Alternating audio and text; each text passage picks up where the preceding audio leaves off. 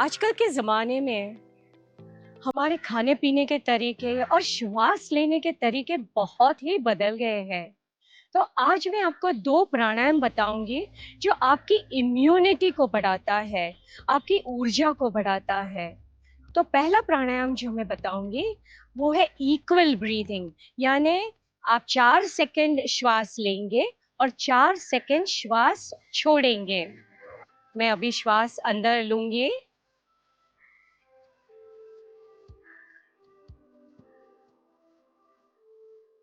छोड़ूँगी।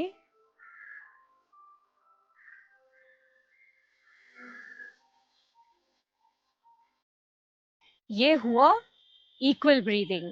श्वास अंदर लिया और बाहर छोड़ा। अभी मैं एक आपको दूसरा प्राणायाम दिखाऊंगी और वो प्राणायाम है पूरक। पूरक यानी पूरना।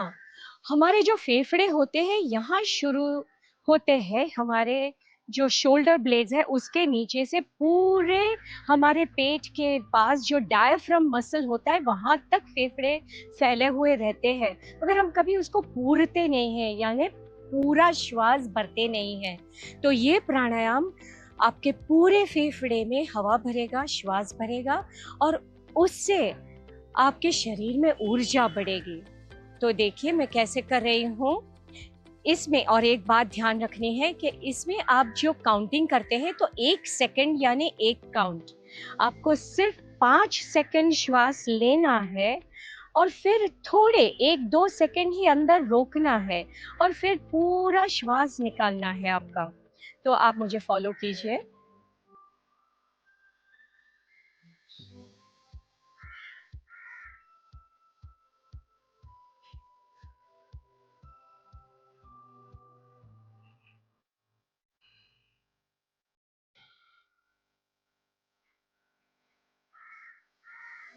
ये आपको ध्यान रहना चाहिए कि जब भी आप श्वास लेते हो तो पूरे फेफड़े भरो और जब भी छोड़ते हो तो आराम से श्वास छोड़ दो।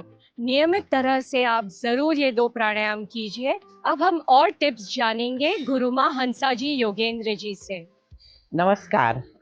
इम्यूनिटी को बढ़ाने के लिए बहुत ज़रूरी है कि विटामिन सी ज़्यादा लिया जाए, तो ये सारे फ्रूट्स जिसमें विटामिन सी हाई है, वो लेने ही चाहिए। दूसरा, तुलसी पेट के लिए बहुत अच्छी है, वो इम्यूनिटी को बढ़ाती ही है। और तीसरा, धूप में बैठना। अगर धूप ले ली हो ना आधे घंटे की पीठ पर, तो बहुत फ़ायदा होगा, इससे इम्यूनिटी बढ़ेगी ही। फिर ज़रूरी है कि इम्यूनिटी को बढ़ाने के लिए अच्छी नींद और रिलैक्सेशन समय समय पर बहुत ज़रूरी है। जब शरीर में ये होता है ना कि थकान आ गई, तो इमीडिएटली रिलैक्सेशन करना चाहिए, बजाय थकान में आप काम करते रहो। इम्यूनिटी बढ़ती तभी है जब आप सर्कैडियन रिदम फॉलो करते हो, कि सवेरे समय पर उठना, रात को समय पर सोना। ये बहुत ज़रूरी है शरीर को सही ढंग से चलाने के लिए। तो बस इन सब का ध्यान रखिए। नमस्कार।